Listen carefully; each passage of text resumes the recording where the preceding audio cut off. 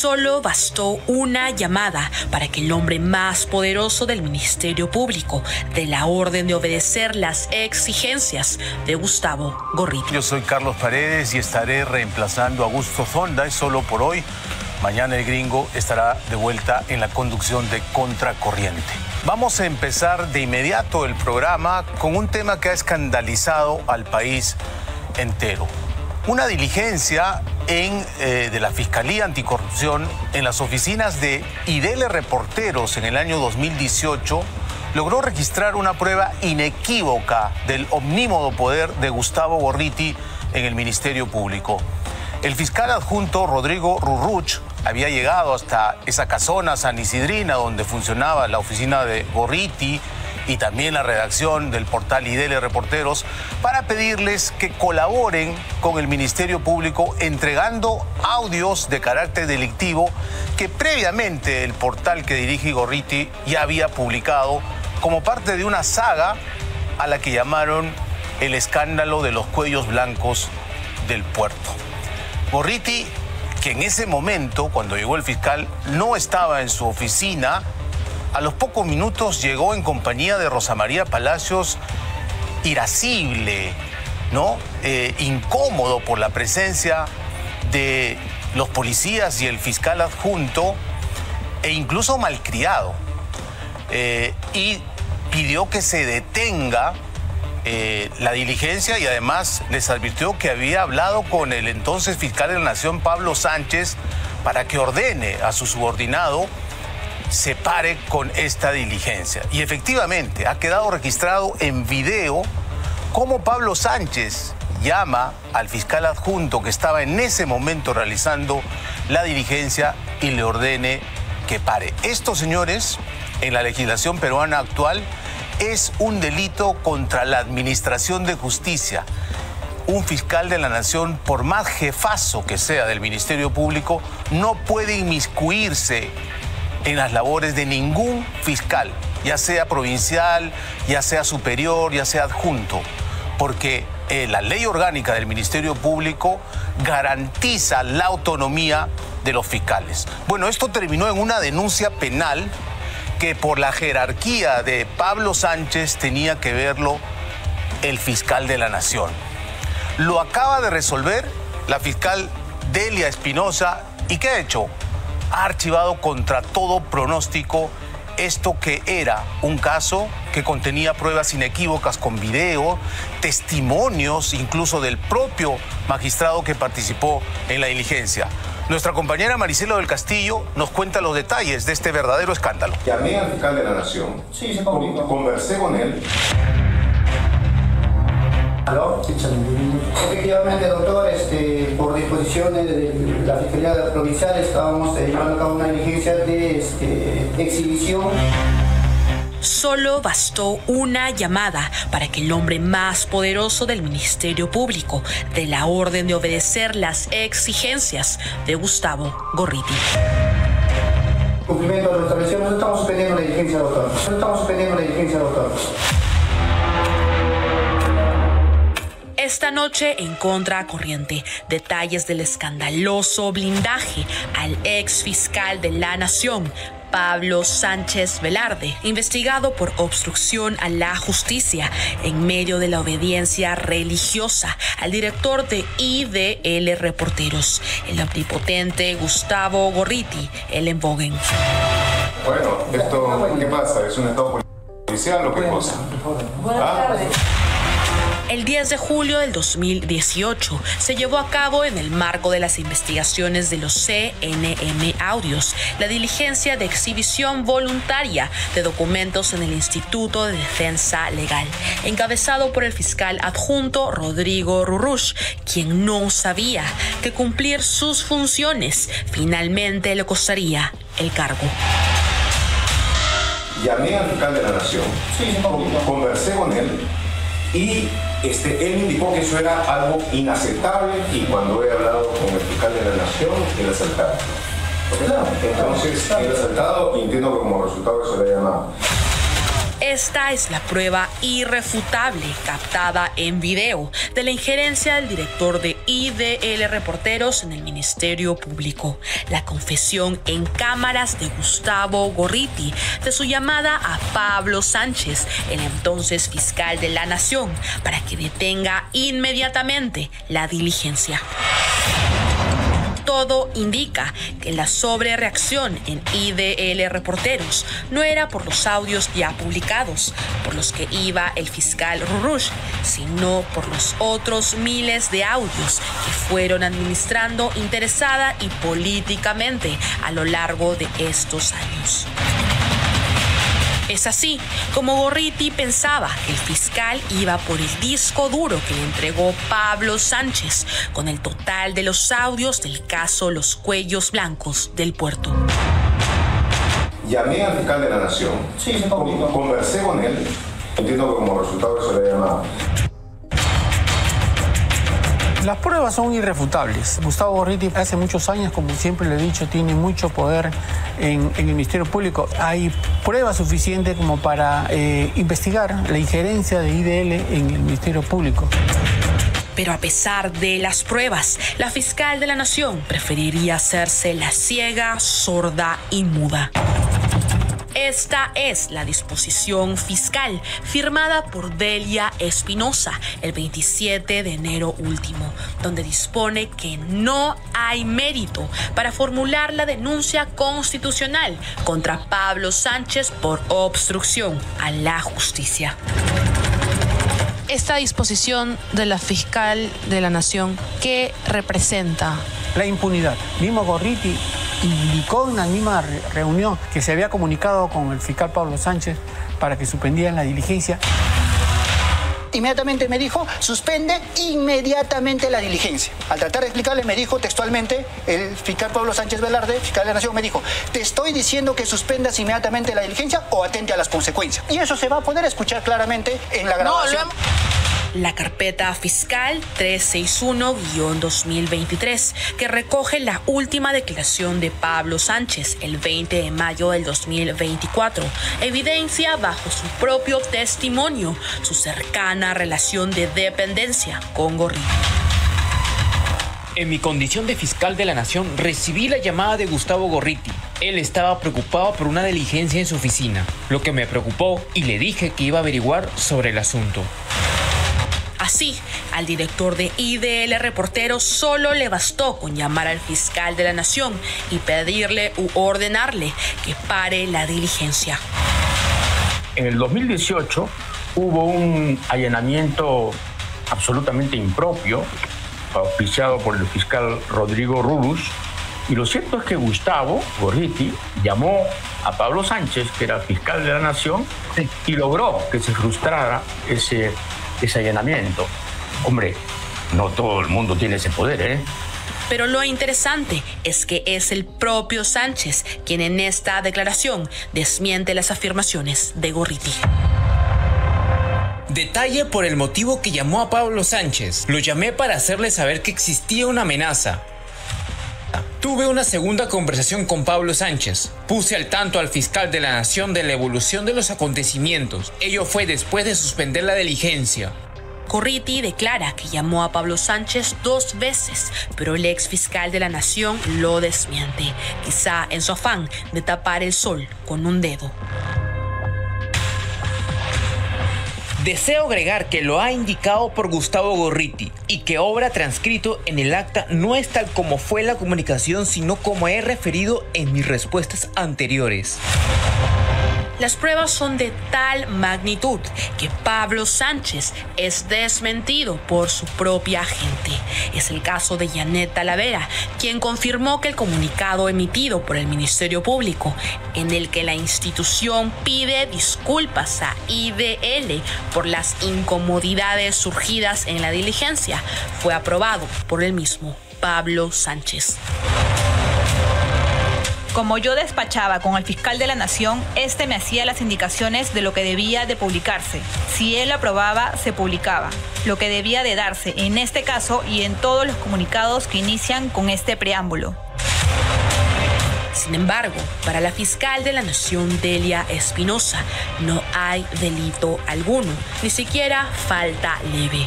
Por eso decidió archivar preliminarmente esta escandalosa intromisión que el Perú entero ha visto por televisión. Definitivamente aquí hay muchos conflictos de intereses. Delia debió inhibirse de pronunciamiento de esta decisión. Pablo Sánchez fue uno de los partícipes de la Junta de Fiscales Supremos quien la eligió como fiscal de la Nación. Él, al igual que su socia, amiga y compañera de todo, Zoraida Ábalos Rivera. Estas son las pruebas en video, documentales y testimonios de la llamada que muestra que Pablo Sánchez obstruyó la acción de la justicia, obedeciendo órdenes de Gustavo Gorriti. ¿De qué se trata todo esto? ¿Otro en el Ministerio Público?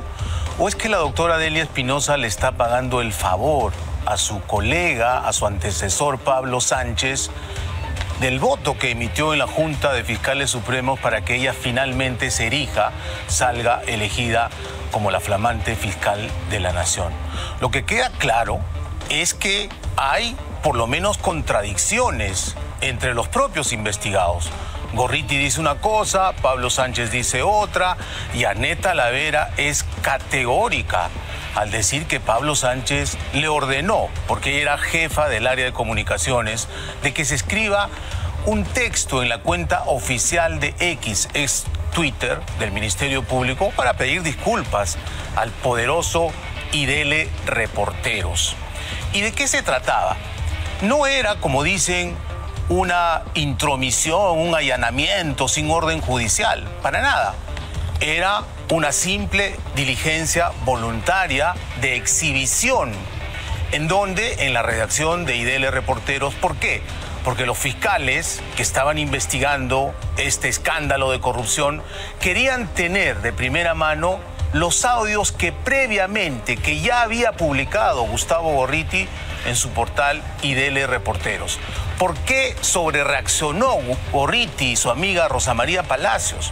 Porque quizá pensaban que el fiscal Rodrigo Rurruch estaba yendo por el grueso de los audios que Gorriti había recibido de su amigo, de su adláter, ¿no?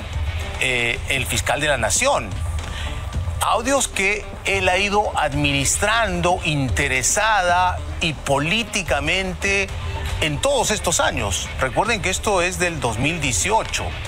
Y claro, como ya era muy escandaloso que solo se publicase en IDL Reporteros, Gorriti ha ido administrando a sus amigos de la cofradía progre en otros portales, en otros medios como La República, como Convoca, como Ojo Público, como incluso Huayca, este portal que aquí hemos denunciado que tenía editoras que habían adherido al Movadef, también para que vayan publicando. Y curiosamente, cada vez que aparecía un personaje en la vida pública, de inmediato le sacaban su audio de los cuellos blancos.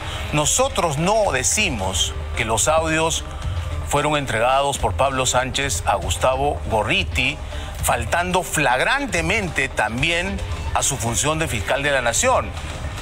Lo han dicho las propias fiscales del Callao que primigeniamente investigaron este caso. También lo ha dicho el ex fiscal supremo Tomás Aladino, que nos ha dado una explicación bastante certera de lo que ha pasado con estos audios. Pero a todo esto, frente a estas evidencias clarísimas, ¿cómo reacciona la fiscal de la Nación? Blindando. Pareciera que las lecciones a Gustavo Gorriti no se le toca ni con el pétalo de una rosa. Al señor Gorriti no se le puede pedir que ponga su teléfono a disposición del Ministerio Público para una investigación de carácter penal. Y no es que se quiere ir a ver sus fuentes, ojo, nosotros, yo mismo he ido a llevar mi teléfono celular al Ministerio Público en una denuncia que realizamos. Hemos ido a la oficina de peritajes, hemos puesto a disposición nuestro teléfono, han extraído el audio que era necesario, obviamente con un perito de parte que se asegure de que no saquen otra información. Pero Gustavo Gorriti no puede hacer eso. Él es Gustavo Gorriti, ¿no? El hombre que nadie lo puede tocar. Pero queda clarísimo que su poder es real en el Ministerio Público, porque la hoy fiscal de la Nación se niega siquiera a investigar. Como dicen los abogados, esto ha sido un archivo liminar, es decir, de plano. Yo no investigo porque simplemente no puedo tocar a Gorriti, ni siquiera a Pablo Sánchez, a Gorriti.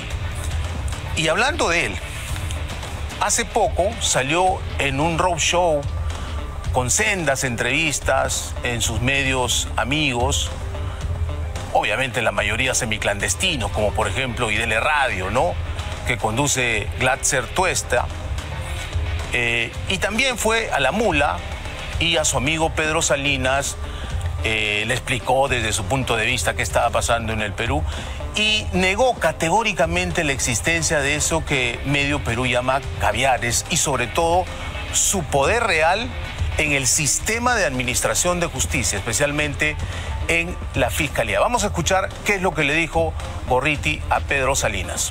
Lo dice, por supuesto, Chanchín López Aliaga, contra los caviares. El enemigo fundamental son los caviares. Pero yo digo, ¿qué son los caviares?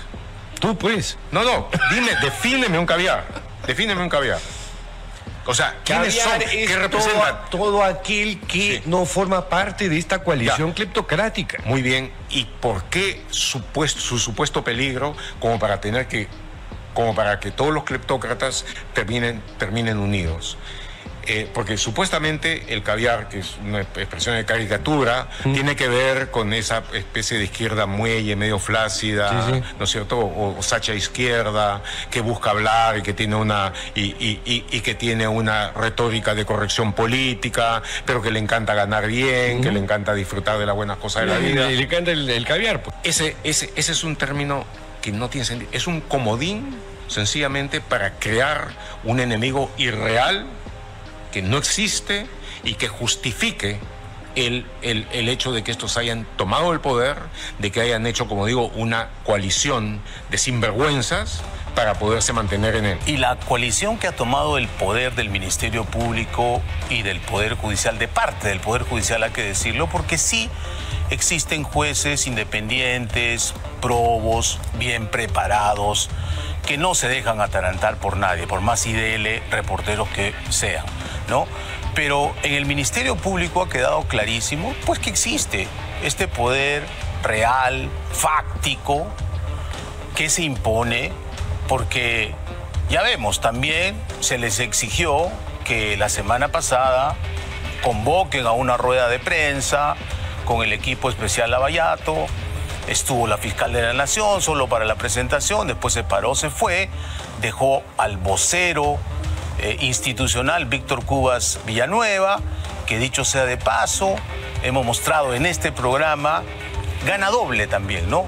Gana una pensión como fiscal en retiro, fiscal supremo ya jubilado, y gana también como vocero, obviamente en su contrato administrativo de servicios, su CAS, que es 12.000 soles al mes, nada menos. Pero lo curioso es que Delia Espinosa le ha pagado por una sentencia judicial, probablemente laboral, que él puso contra el Ministerio Público, pero así como Cubas Villanueva ganó un proceso laboral contra el Ministerio Público, hay muchísimos más fiscales, conocemos varios, pero que no han tenido la suerte que les paguen de inmediato, como lo ha tenido Víctor Cubas Villanueva. Y esto es paradójico porque la propia fiscal de la Nación acaba de denunciar constitucionalmente a varios congresistas, ex militares, un ex policía o policías en retiro, o militares en retiro, que tienen su pensión, ojo, que es un derecho adquirido, que no es un sueldo, y tienen además su emolumento como congresista de la República. Ella dice que eso es inconstitucional, que eso viola la norma. ¿Ok? ¿Y por qué no empezamos en casa? ¿Por qué no vemos qué está pasando con el vocero? Pero decíamos, se impuso esta rueda de prensa y, coincidencia, no se habló de la fundadora de IDL, la señora Susana Villarán, que está metida en las investigaciones de Lavallato. Es la única funcionaria pública que en funciones recibió alrededor de 11 millones de dólares de las empresas brasileras de la construcción y la corrupción. ¿Para qué? Para entregarles los peajes que hoy sufrimos todos los usuarios, ¿no?